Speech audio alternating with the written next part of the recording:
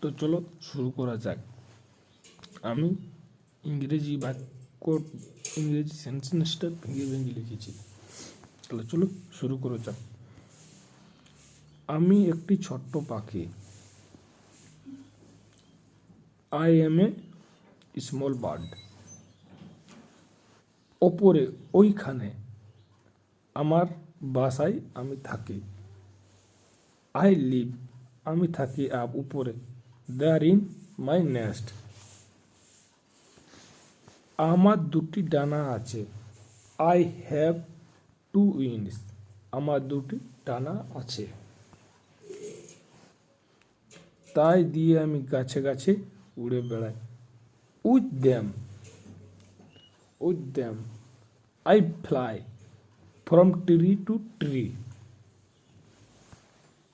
তোমাদের ডানা নেই, তোমরা উড়তে পারো না। You have no wings, you can't fly. তোমরা ইটের তৈরি খাসা বাড়িতে থাকো। You live in a nice, খাসা মানে সুন্দর, খাসা মানে সুন্দর। You live in a nice house make of bricks. You live, তোমরা থাকো, ইন এ নাইস হাউস, একটা সুন্দর বাড়িতে মানে খাসা বাড়িতে। মেড, যেটা তৈরি, অফ ব্রিক্স, ইটের তৈরি। আমারও বাড়িটি খুব সুন্দর। My house is also very nice. My house is also very nice, আমি সেটি নিজেই তৈরি করেছি। আই বিল্ড ইট, আমি তৈরি করেছি। মাই সেলফ, নিজেই।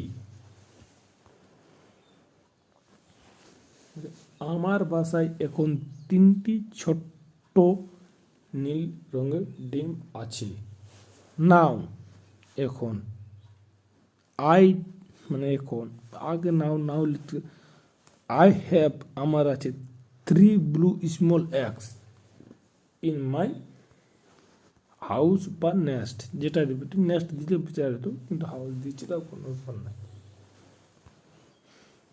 কিছুদিন পরে ডিমগুলো থেকে খুব ছোট্ট 3টি পাখি বেরিয়ে আসবে। A few days later there